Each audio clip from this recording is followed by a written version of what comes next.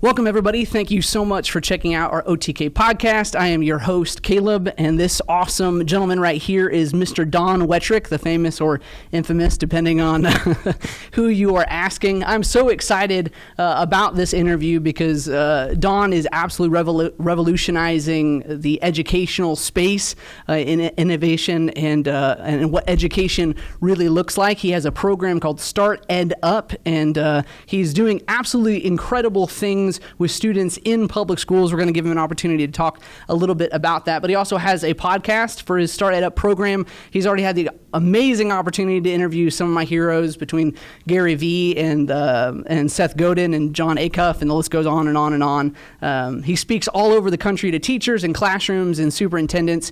But I like to think that his biggest claim to fame was being my sixth grade English teacher. Yeah, so we can identify that. Like I had you back in, if you want to, I'm 2002 or something like that. Sixth grade English, yeah. That was a hot minute ago. So well, seems like, ironically enough, like you were bold even back then.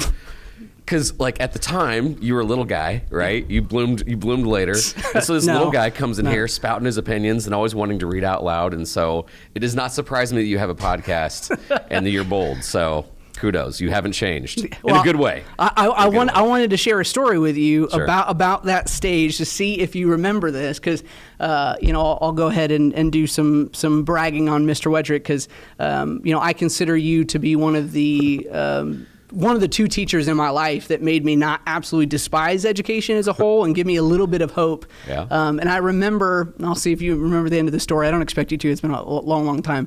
But a moment that stuck out in my life, me and my mom came to a parent-teacher conference, sixth grade year, and sat down, and I was a very mediocre student. I was making like C's at the time, and you made the joke that if I put as much effort into my studies as I did arguing, that I would be a straight A student. Yeah. And of course, my mom apologized, very embarrassed about the whole thing, and you said, no, don't feel bad. Yeah, that's a compliment.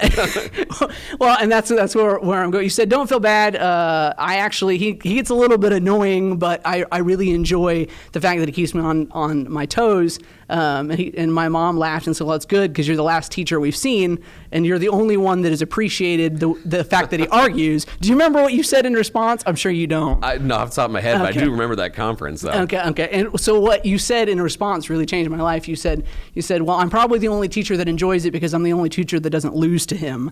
And it was one of those moments that for the first time I had heard someone framing my love for debate as a positive versus a negative. I mean, everywhere else in school, they say that you're a punk because you are arguing, and you basically were like, yeah, well, all the other ones are probably losing, so that makes sense. And so obviously now media organization where I'm trying to have conversation and debate and open up this dialogue. So thank you, because you awesome. Started that whole... I was that kid too, though. I was that kid too. My sister, God, I love Kathy, but like, I'd come in on the first day of school like, oh, you're Kathy's brother. I'm like, oh, buckle in. Because Kathy was this sweet girl, and she never said anything to the contrary. And I always say things to the contrary, even though sometimes I didn't even believe in what I said. Right. I just wanted to see if the teacher would push back. And so, of course, I can't get mad at that because I was that kid too. So it's all good. Well, let's jump in. Tell me what it is you do and why it's so vital to the future of education. So what I do is I have this playground, and luckily we're in it. I saw a TED Talk from Daniel Pink about 8 years ago, and he talked about what motivates people, and it wasn't money. Matter of fact, if you have to have high thoughts and if you have to skill, if you have to solve problems, if money gets in the way. Right. Matter of fact, I always remember, like, when he said that, I remember I'd seen exactly one episode of Survivor, and they had this incentive of, like, peanut butter and chocolate, and they couldn't actually think because they were so focused on the reward. Yeah. And so he talks about mastery, autonomy, and purpose, and that there was some companies, Atlassian was among the first, and then Google notoriously had their 20% time, that if they gave them a part of the week that they could work on the things that they wanted to, that gave them purpose, right, that they could call the shots, that a lot of amazing things come out of it. I'm like, oh my gosh, what if I did that? Mm-hmm. What if instead of saying this is based on grades, this is based on what you are called to do, on what you want to do? And so this is about 7-8 years ago. And it was ironically enough in April. You never start anything new in April. So what was I thinking? But I was like, hey, next Friday. So I showed the class this awesome TED Talk. And they're like, yeah, it's cool. I go, what if we did that? What if I gave you 1 day a week that was allowing you to work on what you wanted to? And they're like, really? And so I thought it was going to be amazing. It was awful. It was awful because I later learned that people, like, we have done a really good job of making kids compliant. Yeah. They sit down, they shut up, and they wait for me to tell them what to do. So when I said, what do you want to do? They're like, what do you want me to do there, big guy? Yeah. How do I get an A? I'm like, no, you're not doing this for a grade. Yeah. What? I'm not doing this for a grade. Why am I here? And that's when I made the realization of I have to unschool them first. Yeah. Or actually, and it's funny, one time I even said this out loud. I forgot. We're not bleeping him out. It's not language. We are literally at my school. But I caught myself saying this. I said, I didn't go to college to learn. I went to go to college to get a degree. Right. In that statement is everything. Oh, yeah. Yeah. I didn't learn much in college. Actually, I learned how to get along with people. I learned how to have a roommate, et cetera, et cetera. But I didn't go there to learn because back in 1990, whatever, it didn't matter what you knew. It didn't matter that you were compliant and that you got a degree. Having a piece of paper meant everything. And the world changed dramatically. And so I started to listen to some of the people that really understood where we were going in the future. And I thought, we need this class. So I asked my principal if I could have this kind of class. They said no. I pretended he said yes. I kind of got myself in some trouble a little bit. And then, we finagled a way to make this really vague course description work in the beginning. We eventually applied for the state for our own description. But essentially what we have here is a playground of, it is like almost the 20% time of their day. So the class is about, honestly, 6 weeks long. Right. It's called Innovation and Open Source Learning. The first 6 weeks, we learn the innovation process. We learn how to reframe problems. We learn how to collect and connect. We learn how to, I give them a week and a half to get a good social media presence. Wow. There's so many programs in school saying, don't get on social media, kids. Oh my gosh. We live in the greatest time ever. Yeah. You've had some dialogue with some famous people, right, only because of Twitter. Yeah. And so I'm like, don't tell them not to get on Twitter. Tell them to get on it in a good way. Yeah. No FMLs, no duck face selfies. Just be a professional online. Yeah. And so we teach them that, and we have some other things. After those 6 weeks, it's open source learning. What do you want to work on? Okay, fine. Who out there would you want to work with? Either at a local level or a national level. So if a kid goes, I want to learn how to build apps. I don't know how to do that. Right. But you know who else does? A lot of people. Yeah. And so we start talking to our contacts, and I'm like, hey, if you're taking yourself seriously online, imagine the dismay and the hope an app developer has seeing a 16-year-old that goes, I'm freaking serious. Yeah. I want to learn about this. They have an advantage over every 25-year-old out there looking for a job because they're signaling that I'm 16 and I'm serious. Well, I want every kid to do that. Yeah. So that's a really long answer. No, but that's what our class is. That's great. So you're basically giving kids a school-sanctioned opportunity to explore what they're good at and probably find out specifically what they're not good at. Sure. And fail. And adjust. This is where people log off. I'm a big fan of quitting. I'm a huge fan of it. Every project in here is 2 weeks. And after the end of that 2 weeks, if you're like, this is terrible, what have I done? I don't want to do this anymore. Stop. Yeah. If it's great, you have 2 more weeks. Yeah. And if it's great, you have 2 more weeks, et cetera, et cetera. But there's pivot points. Okay, I don't like this, but I did like this one section, so maybe I'm going to adjust to this. Great, do that. And we give kids a safe place to fail and pivot. Now, mind you, I'm building this up like this perfect place. It is not. I still have about 30% of my kids that are still based on compliance. Yeah. Just wanting a grade. They've got a decent grade, but they really haven't done as much. Right. Ironically enough, one of my best students last year, easily one of my best students, at the end of the year had a D. And I'm like, dude, come on. Just turn in your reflections. Oh, I forgot. But he didn't care because he was doing so much that he's like, oh, I'll worry about the paperwork later. And if I don't, no big. Yeah. I mean, he barely graduated from high school. Most brilliant student I had. Easily. He's being fought over by 2 startups right now. And he's got 3 different freelance jobs because he has skills. Yeah. He has no college degree. He has skills. And of the developers out there that are looking for great developers, absolutely no one cares that he doesn't have a college degree. Oh, yeah. They're just like, you can code in this language? Yeah, and I can, by the way, your app is dirty and I know how to clean it up. And here's what I do. Oh my gosh. Where did you come from? Yeah, I just graduated from high school. Wow. That's gives incredible. Me hope. It gives me hope. Well, that's the reality of so many times in business, or the guys that are most passionate and driven are like, I don't want to do paperwork. The very goal of most schoolwork is the exact opposite of what most driven people want to do. Because they're like, if I have to do it, I'll pay somebody. Yes. You know what I mean? And that was the joke that I always made, or, in school was, oh, well, if you don't know how to do this, you won't be able to blah, blah, blah, blah. And I'm like, I'll hire somebody. Yeah. Especially with it. And I remember in business finance, there was something, and I said, with the outsourcing of international labor, I can hire somebody for $1.50 to do my accounting in Bangladesh. Yes. Why would I waste my time if I'm reading something? Leave me alone. Yeah. And I remember the look on my teacher's face was just like, oh wow, and that wasn't the answer I was expecting. Well, she looked back at me and said, well, what do you mean? I was like, well, what do you mean? What do I mean? You hire, and it was the first time I explained to her that you could hire someone from a foreign country, and they felt like they were getting paid incredibly well. Yeah. And you could spend your time on what you were actually good at. Yeah.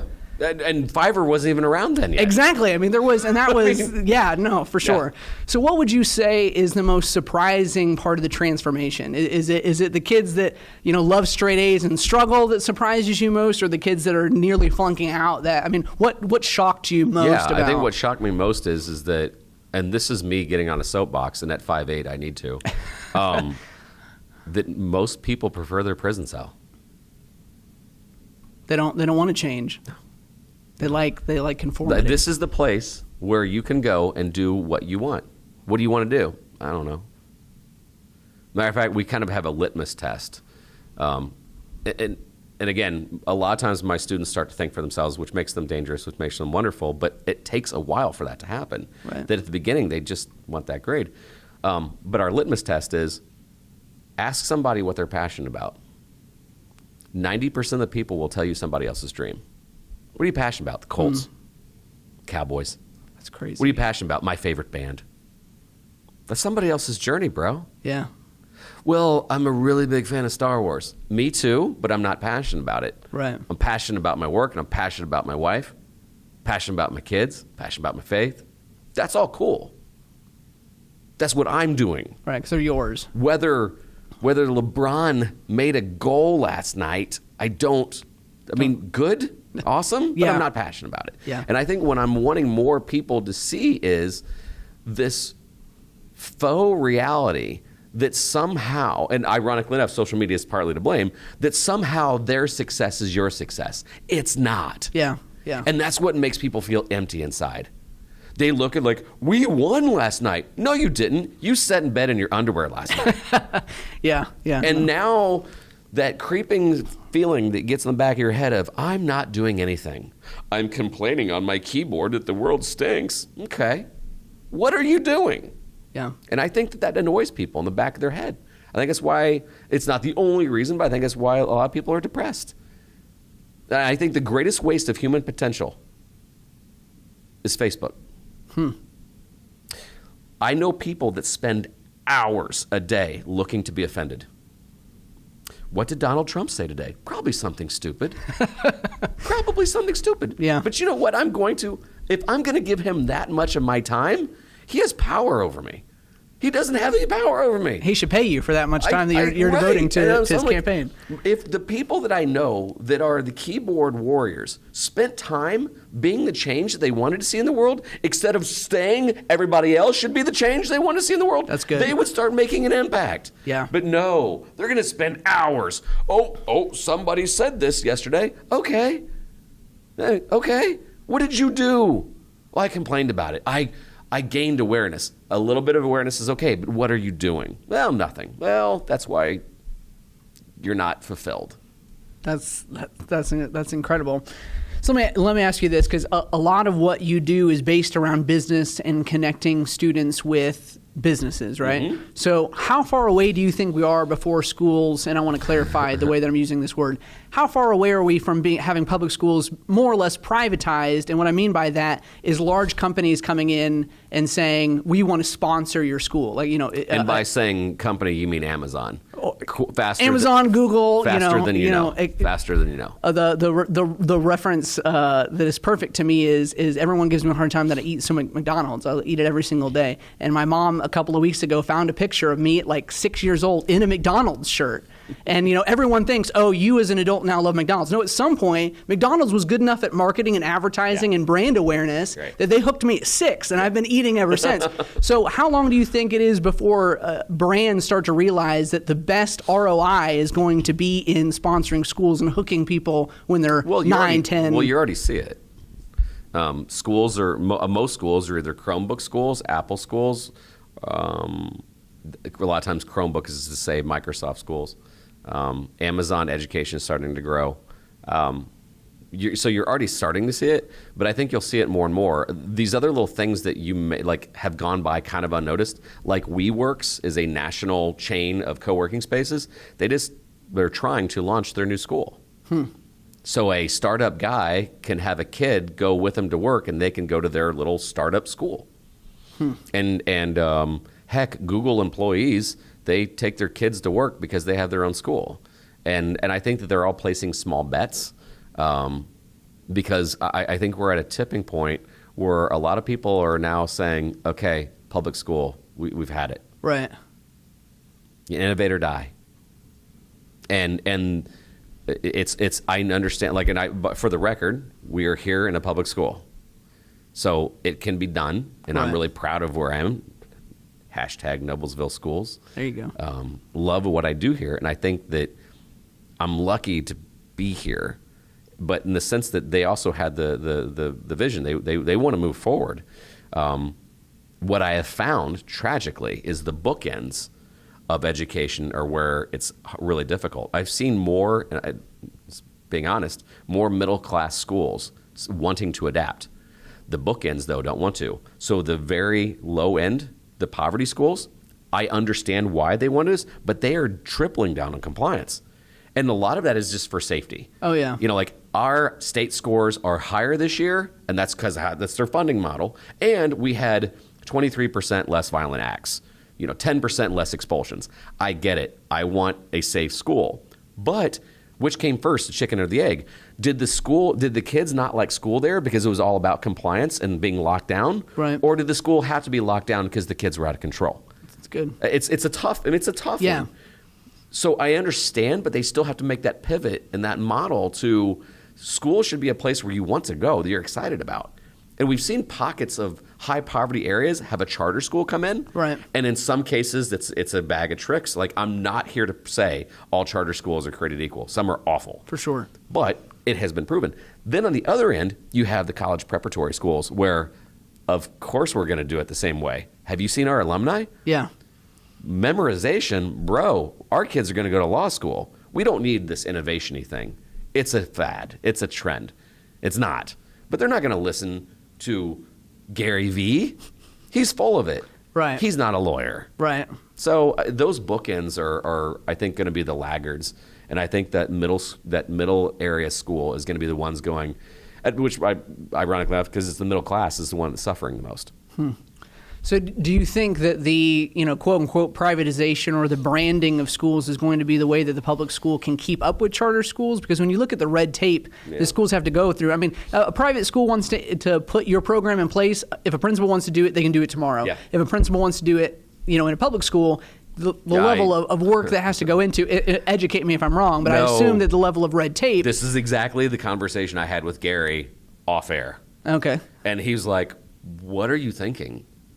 He's like, you're not going to change public schools. And I'm like, well, it's a slow battle. He's like, it's an impossibly slow battle.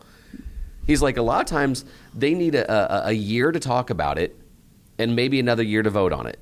Yeah. He says, and you know how Gary is, so I'll spare the language. He's like, so if your son is a junior, he's just effed? Yeah, pretty much. He's like, that's not fair. Yeah. And he's like, that's why he was like saying StartEdUp should have a homeschool model. Or even if their kids or this is a Seth Godin moment, I like his view. He's like, every child should be homeschooled. Just some get home at 3.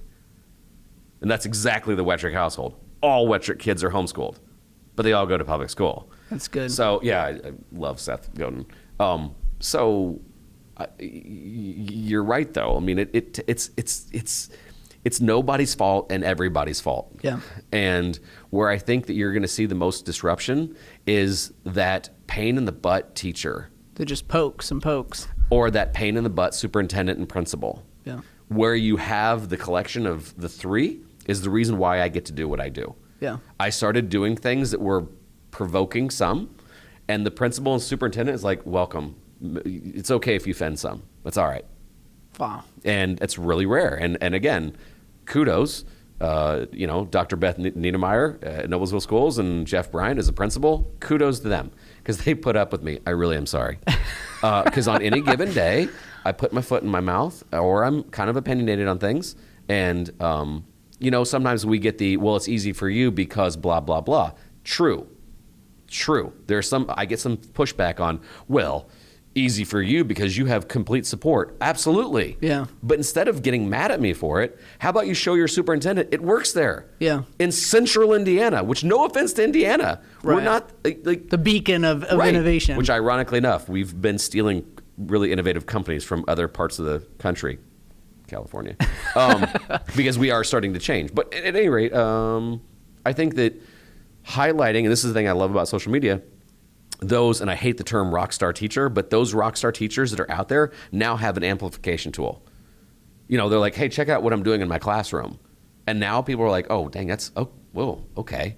Because I can't wait around for the media to do it, and they won't do it. Right. They'll just give a false narrative.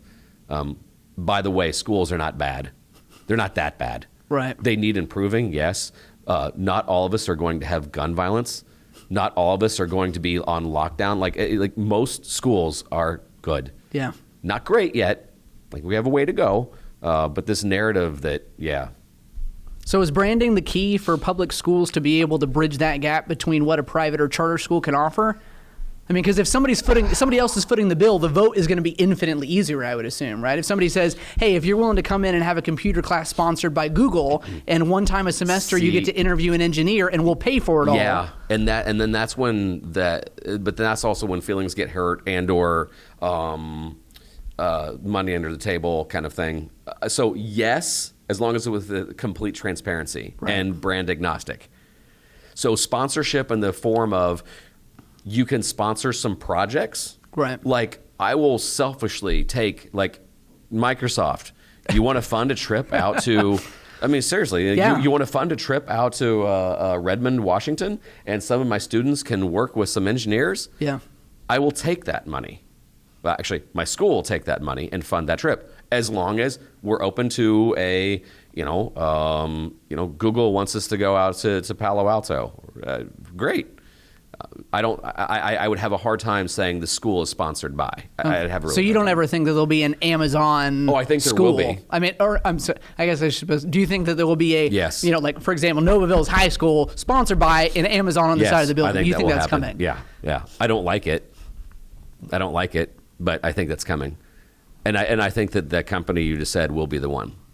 Well, how could they not be? They're going to be taking over. Well, I mean, it's funny. 2 years ago, Google was everything is taking over. Now people have been noticing, wait, no, it's Amazon. Yeah. I mean, think about this. I'm 45 years old. The worst things that you could have done when I was a child, let's say in 1982, the most dangerous things you could have done was get into a car with a stranger and allow somebody into your house. With Amazon, they are now opening up your door and putting in packages. And with Uber, you're getting into a car with a stranger. Yeah, it's completely changed. But they've made it to where it's actually like, this isn't a bad idea. Yeah. So as wacky as some of these things sound, they're starting to become not wacky. I just know that there's a slippery slope. And so me personally, I wouldn't like a school sponsored by one thing. I just don't trust it. I like that checks and balances thing. Because before you know it, everybody's being indoctrinated by that company, and you'll be getting your products through that company, and you'll be giving all your personal information to that company. And the world's biggest pile of money right now, and you know this, is data. Yeah. So they're going to have the school's become a data aggregator, and that kind of frightens me. But well, I've actually heard, interesting enough, I was hearing people kind of give this hypothesis of this idea of schools basically, or a universal income coming out of you selling yourself as an information farm through schools. You know, you can literally get your kid a $20,000 a year income by simply saying from the time they're born to the time they die, Amazon will own them. And everyone said that was crazy, but I heard it and I immediately thought, oh, if that isn't a thing in the next 30 years, I'd be surprised. I think that like most conversations about the future usually end up dwindling into universal income. Yeah. I think it was Mother Jones had a unsufferably long article not too long ago. And the article I think was called "You're Going to Lose Your Job and Faster Than You Think." And some of the more preeminent people that have been calling the future pretty well in the last 10 years were weighing in on AI, machine learning, et cetera, and it was shocking. Like, shocking. The careers that are going to go away. Yeah. And, like, it all seems logical. Like everybody now knows that grocery stores will be automated. Oh, yeah. Like, there are already some now that are completely automated. That's going to be a thing. We all know that truck drivers are going to be out of a job. Like, they are. Matter of fact, I would say that I don't know how many years away we are from it, but it will become illegal to drive manually. Because you will cause a traffic accident. Right. You'll cause a death. Yeah, somebody. And at some point, the most logical thing would be, well, if human error could cause a death, you're causing a death. Therefore, it'll be illegal. Like, we're heading to that world, whether you like it or not. And so when all these things go away, then the obvious question is, what do we do? And people laughed 5 years ago when Bill Gates said we should start taxing the robots. Like, oh, that's the money generator. Yeah. So if we tax the robots, then the companies that are doing everything without people, what do we do other than to fall into chaos? So I don't know. And this is where the whole Naveen Jain, Peter Diamandis talk of abundance that I love. Because actually, shout out to my buddy John McDonald. I interviewed him on my podcast a long time ago. He's one of the leaders in IoT, and I was like, have this doomsday scenario of IoT, and he's like, well, let me press on that, Don. He says, a couple hundred years ago, it took a woman all day to produce that one meal. What does a woman do now with her time? A lot of nice things. Yeah. He's like, we could refocus. So instead of having to go to a job, you don't have to go to a job. What are you going to fill your day with? Hopefully happiness. Yeah. And if you have that abundance mindset, like when I'm jogging, no one yells at me that I'm taking up too much oxygen because there's an abundance of oxygen. Right.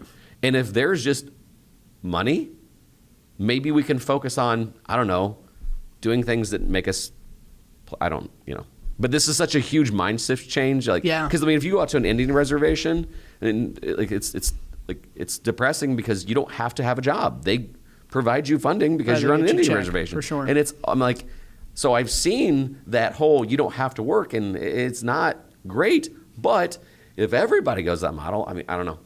No, that's good. So on your point of losing jobs that people didn't ever think, what future do you think as far as education goes in the area of VR and AR? Because to me, the number one complaint that I hear of online schools is, well, there's these kids that work better when they're in the classroom, when they can be with people. But VR and AR, in a lot of ways, you can literally sit in the world's best classrooms. You can provide the best quality education to every kid, no matter where they are, as long as they can get a VR headset. Totally. So how does that, do you think in 50 years from now there won't be teachers? In 100 years from now, I think there'll be dramatically less. This is just my opinion, obviously, but I still think that I think our innate need to be a tribe will always be there. Mm-hmm. We're not going to fundamentally change our DNA. So I still think that the school building is great. Yeah. Dramatically, the most amount of learning that goes on here is how to get along with others. Right. How to socialize. I think, so in some ways, the homeschool model of what is that called? The cohorts or co-ops. Right.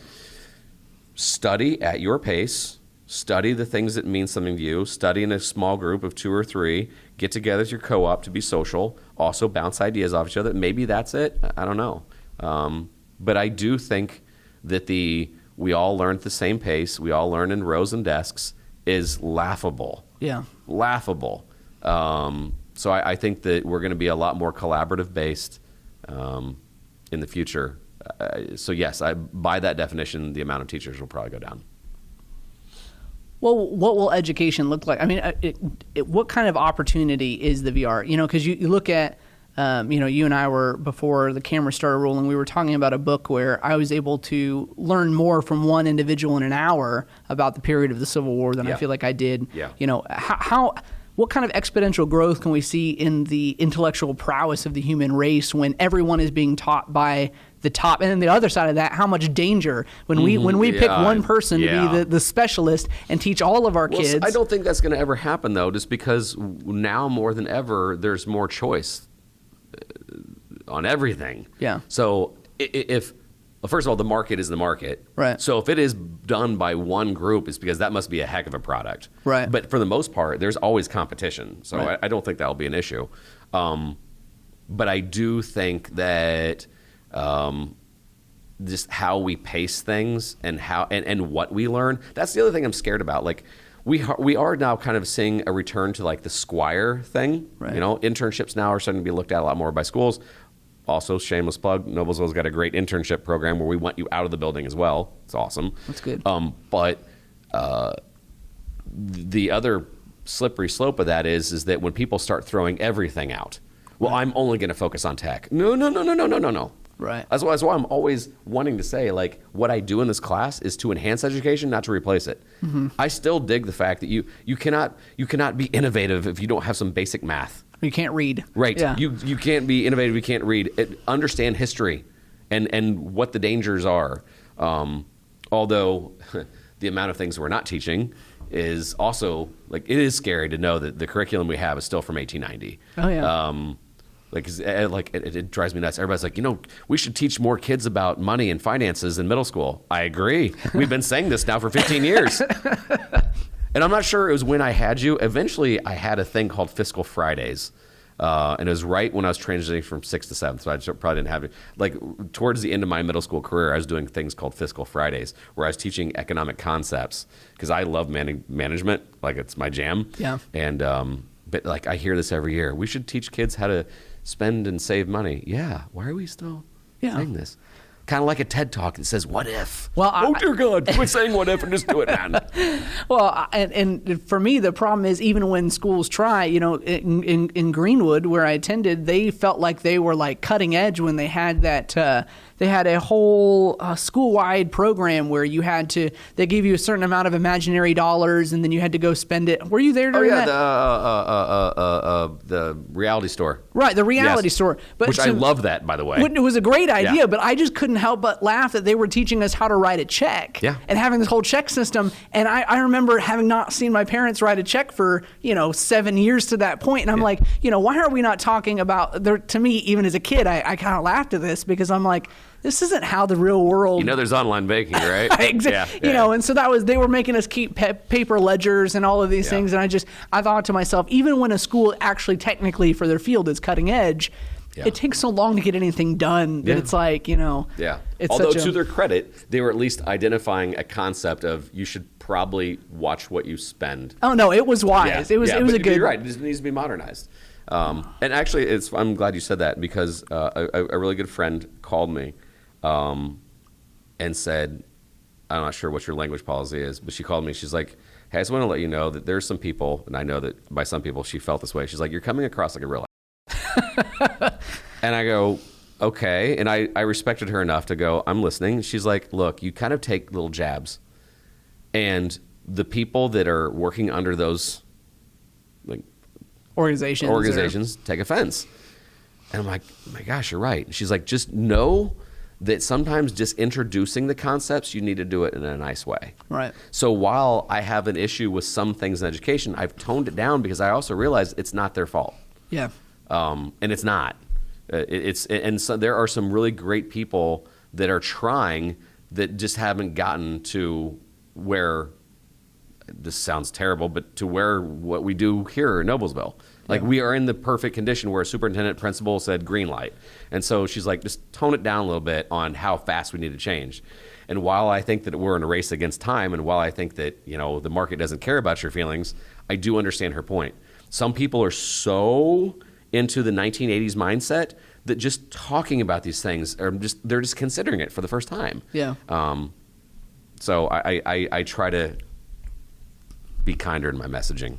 So before I transition to the next topic, I'm curious that now that you brought that up. So one of the things, back when Ted Cruz was running for president, one of the things on his platform was this idea of dismantling kind of the federal standards for education. What are your thoughts on education? Yeah, there's no need for a federal. Okay, so that's what I would have. I always thought locally ran, and then having some kind of, even like if it's if we get a voucher system or to where people can move around, but having a review system for schools. Because I mean, if your school's terrible, and obviously the one that sticks out to me is when I was in Greenwood, and I'm not going to say your name, teacher, but I hope you know exactly who you are.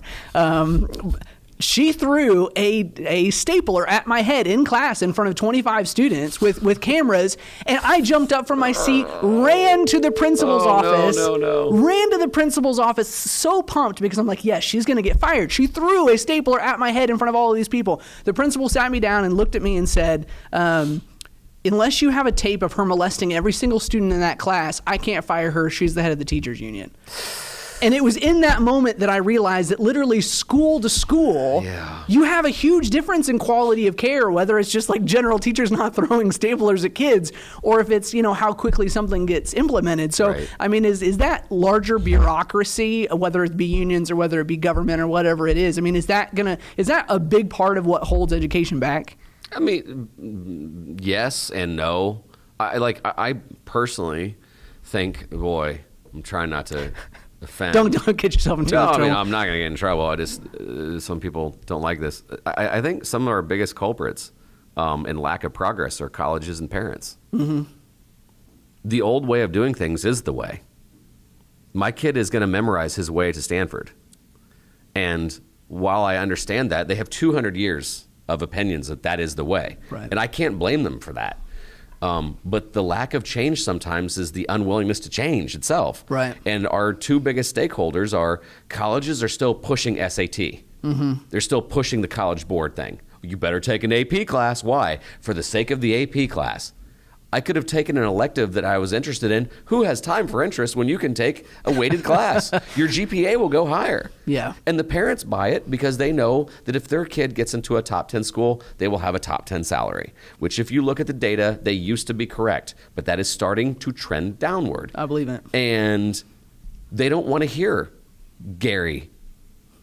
They don't know Gary. Right. They don't know Seth. They don't know Tina Seelig, who ironically works at Stanford. Like, these are the people, like, these are my rock stars. Yeah. And until I can convince colleges and parents, the economy will not change based on memorizers. Yeah. Unless you're Ken Jennings and you win on Jeopardy, memorizing things doesn't work. Is out. Yeah. And now you can how Google foolish it sounds now. Yeah. Like, seriously, when I graduated in 1995, no one said, what do you know? I have a diploma. Oh, well, then you can work here. No one, this is not my words. This is the famous quote from Tony Wagner, who ironically enough is at Harvard, but he's a great guy. He said, nobody cares with what you know. They only care about what you can do with what you know. Simply saying, well, I have a diploma, it's okay.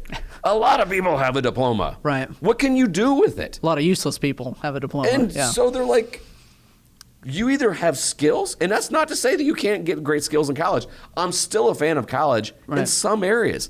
You want to be an engineer, you got to go. You want to cut me open, you better have gone. Please, yeah. There's some things that you still need licenses for, and you should go. But there's a lot of things you don't. Wow. And I think this is why I identified so much with entrepreneurs, and this is why the podcast kind of started, is because these guys really have issues with education. Yeah. Because they're the whole, like, I think Gary's the most outspoken on how bad of a student he was, but how smart he was. Mm-hmm. And I'm trying to serve that community. Yeah. Because those kids, I mean, seriously, the average student in my class, sometimes they have C's and D's, and they're okay with that, but they're learning. Yeah.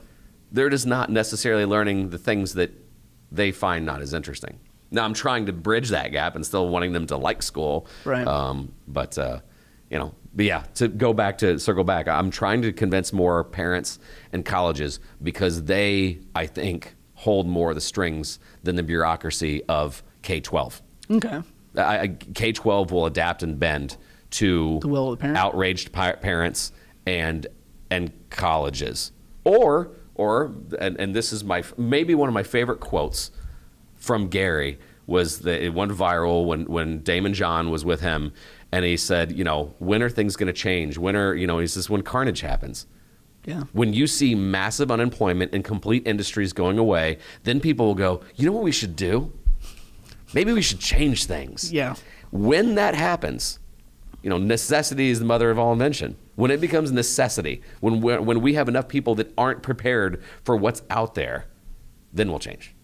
That's good. So on this issue of carnage, I want to transition a little bit to education in the realm of the political and the social. So we're only going to get less controversial, obviously, as we move forward. But it seems like in the last 10 years, there's been this huge increase of the classroom being added to the list of places where it's okay for the war of ideas to be fought, for ideologies. So I got two questions for you. Number one, whether it's, the Jordan Peterson situation or the Brett Weinstein or any of those guys, what role, if any, should schools play in social engineering of social values and those kinds of things? And while I can agree, and I think we can all agree that we want our schools to teach a baseline value, be compassionate, respectful, Sure. all these things, what will education look like as it seems as if our country is moving closer to 50% or 70% of the country not being able to agree on what those baseline values are? I mean, how do you educate as things become more polarized? I mean, in Canada, they have the transgender unicorn that they're teaching. You know what I mean? How as things become more political in the world, Yeah. it bleeds down to education. Yeah. So how does that, should schools be doing any of that? Should there be a stark thing of, we're not going to teach literally any values, we're going to teach exclusively education, and we refuse to get into that? That's the downward spiral if they do. I think that more schools need to understand that diversity isn't a color, it is also a thought. Right. And I think that when we can start having a dialogue, so a dialogue of let's have talk about ideas and principles. Right. Because, a name you didn't throw in there, a guy that I've been kind of just put onto recently, I was listening to a guy named Ben Shapiro, and he said, the data doesn't care about your feelings. Right. And the thing is, like, so, you referenced Jordan Peterson. He was kind of attacked for not bowing down for a law that was so vague it was unenforceable. Right. So when he just wanted to start that dialogue, homophobe, bigot, Right. racist, and he's like, wait, how? Yeah. And then when people tried to have that dialogue with him, people are like, wait, he's not the devil.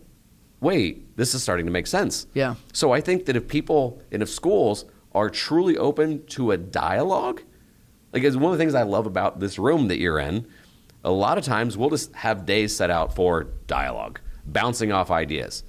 And I think that's when people are at their best. People are at their worst when they're behind the keyboard. Right. We think that we're this racist, divided, awful nation. Most people are good. Yeah. And the keyboard warrior who's angry all the time, when you meet him in person, you're like, Timid little, yeah. no, or just nice. Yeah, Or just nice. Like, well, I mean, I'm just trying to get a point across, and I kind of embellish a little bit. No, I don't really think that all people are. Yeah. Most people are good.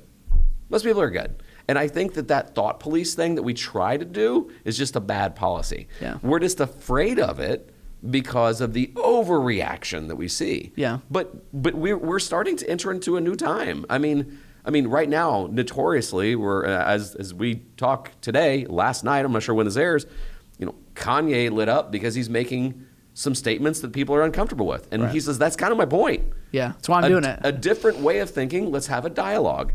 And what happened? He's being labeled, and people are like, well, I'm going to unfollow you and never listen to you again. Okay, that's a good idea. Yeah. So instead of listening to another viewpoint, you're just going to say remove him from society? It's a dangerous thing. So what do you say in response? Because there's been a huge wave, and some of it is understandable to me, and some of it isn't. Obviously, most of my audience leans libertarian, conservative-ish, and there's been a lot of conservative parents that have been pulling their kids out of schools because of the fear of the liberal indoctrination. And obviously, I think there's some of that. But obviously, you see, to me, I see it as a liberal idea starts in Europe, it moves to Canada, and eventually it ends up here. So when you look at there really is true liberal indoctrination happening in Canada elementary schools. Well, first of all, it goes straight to San Francisco, then to Canada. So let's get it right. So when you see, a country very similar similar to our, although Canada as a whole is more liberal than America is. You know, what would you say, because I know that I know you're kind of a mixed bag, but you have some more conservative thought process. What do you say to the parents that are like, I want to pull my kids out? Because my idea You're to that... You're losing our battle. Well, that's exactly what I am. You're the reason why. Okay. Like, so, you know, you're faith-based. Be in the world, not of the world. Right. So don't remove yourself is what you're... Well, as soon as I was pointing out that I don't like your opinion, I'm going to take my ball and go home, that's both sides. Oh, for sure. You know, the schools are indoctrinating my child. No, you're not. The person that's going to have more influence on your child is you. Yeah. And matter of fact, I dare anybody to, like, actually, if anything, my child that goes to this school, there's only one thing she really gets in trouble for, and she doesn't really get in trouble. They're like, stop, we're done debating now, Ava. I mean, it's just... Right. You understand this. Because Ava will have a debate of thoughts all day. Right. Matter of fact, she'd prefer to have a debate of thoughts all day. Right. If you're just pulling that child out of school to save them, you're not saving them. You're putting them in the bubble that you're making fun of. Oh, kids need a safe space. So if you pull them out, you're creating a safe space. That's a good point. That's Irony. A good point. So that's the thing I enjoy about libertarianism. Some little L, not big L, is that we're kind of pointing out the flaws in both sides. Yeah, you can have a more neutral. You know, you silly liberals who need your safe space and your crayons. Well, look what you did. You know, I'm pulling my kid out and surrounding him with people of the same thought. Well, you just criticized that exact same thing. Yeah.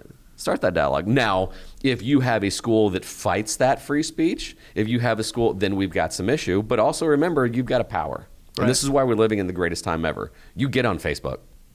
Make a big thing My about it. son is being censored at school. Ho, ho, ho, ho, ho. News will be there. The free speech people will come out. Yeah. Now, if it doesn't fit a certain side's agenda, one side will cover it. Yeah. Not both. But, I mean, again, we live in the best time ever. A kid that's harassed in Tennessee will be national news. Yeah.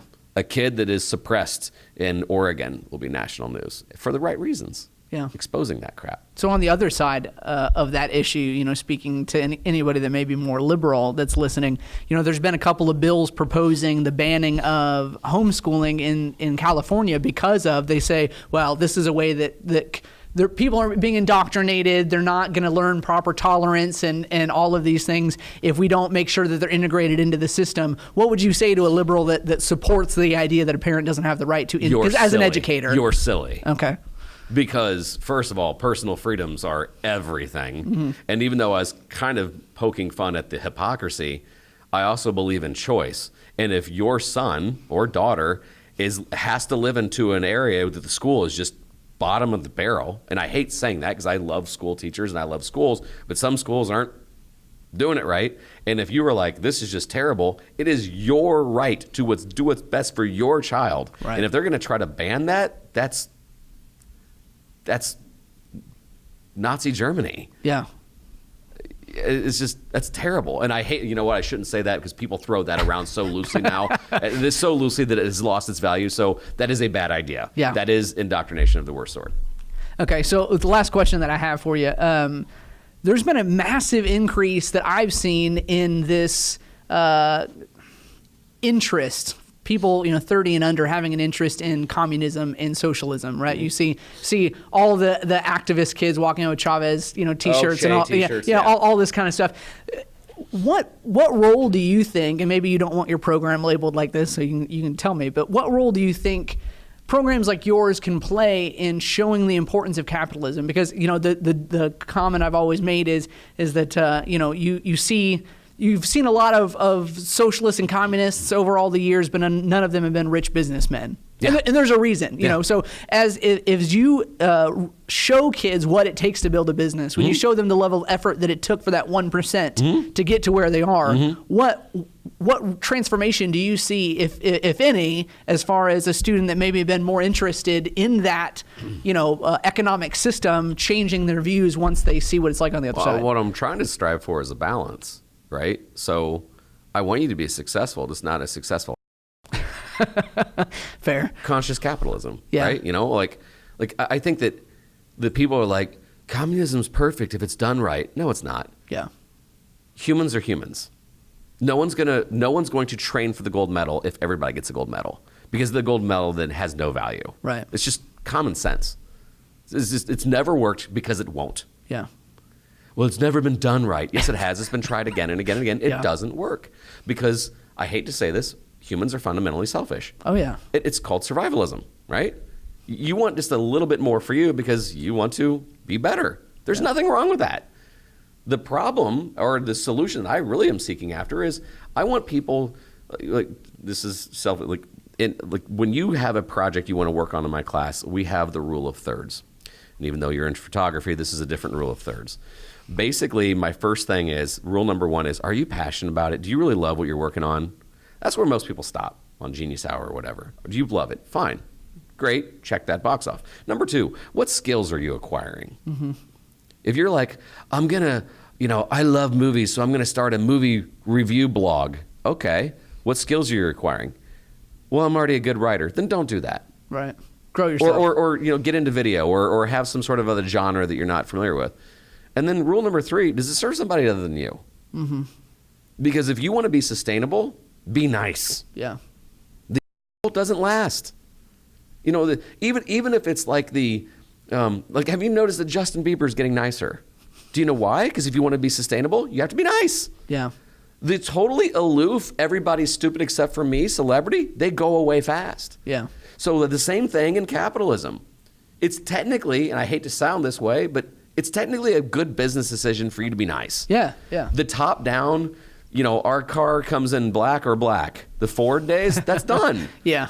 It is now, seller beware. The buyers have the power, and they should. Yeah. So we can teach you how to be successful. I want you to be successful. Just be nice.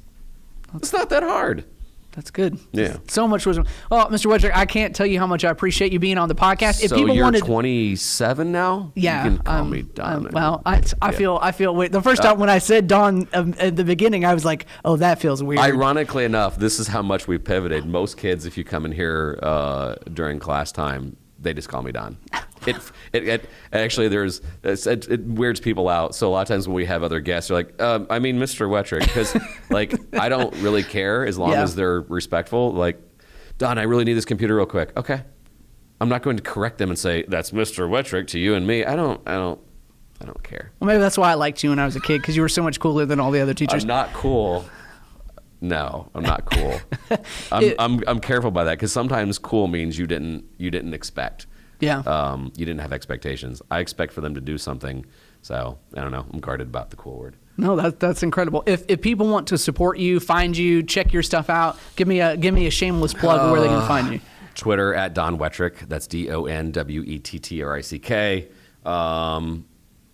Our Facebook page is starting to be a lot more of a hub. That's facebook.com/StartEdUp. We treat education like a startup, therefore start it up. And then the website is StartEdUp Innovation. I can't really talk much about it yet. We just started a nonprofit foundation, and that's starting to launch. And we're also kind of a student entrepreneur accelerator backed by Indiana and the Indiana Economic Development Corporation. So appreciative of them. And you're going to see a lot of things this summer with that foundation. That thing is about ready to explode.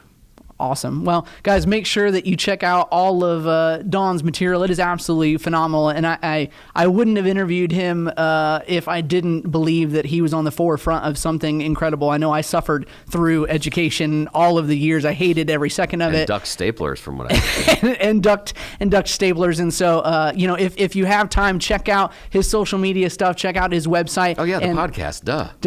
Make sure to check out his podcast on Stitcher, iTunes. Wherever. Anywhere you can find it, make sure you do. And make sure to tag, if you know a teacher or a superintendent or somebody that you think might be interested, make sure to share this podcast, share his social media pages, because we need to get the word out about changing education. And if you want to find out more about us, you can check out all of our social media pages at OTK Media on Facebook, Snapchat, Instagram, all the good ones. And if you would like to support what we are doing, it's patreon.com/OTK Media. We would love to have you join the team. Well, thank you, Mr. Wettrick, or Don. Thank you, Don. And one last thank you to you. I'm happy, because this sounds so selfish, but you're a legacy, right? I like the fact, I love it when my students are successful, but you're also embodying exactly what I teach in my class. Go out there and take a risk. It's okay. At your age, you can do that. Yeah. you can do the things you have to do, but in some of your spare time, do the things you really are driven to do. Clearly, you're driven to do this. Clearly, you've taken some risks. You've bought some nice equipment, and you're like, this is going to be a thing. And you're living life. You're making life happen. You're not reacting to it. And that, I thank you for, being your former teacher and seeing people that are happy. Because the only thing I really want for my students is to be happy and successful. And normally they fall into that order. Yeah. Happy people become successful. And I appreciate you being happy, and I appreciate the fact that you're doing this and being honestly a guiding light for a lot of people. So congratulations. Well, thank you so much. Make sure to check out the next podcast and check out all of his pages. We'll see you next time. See you. Bye-bye.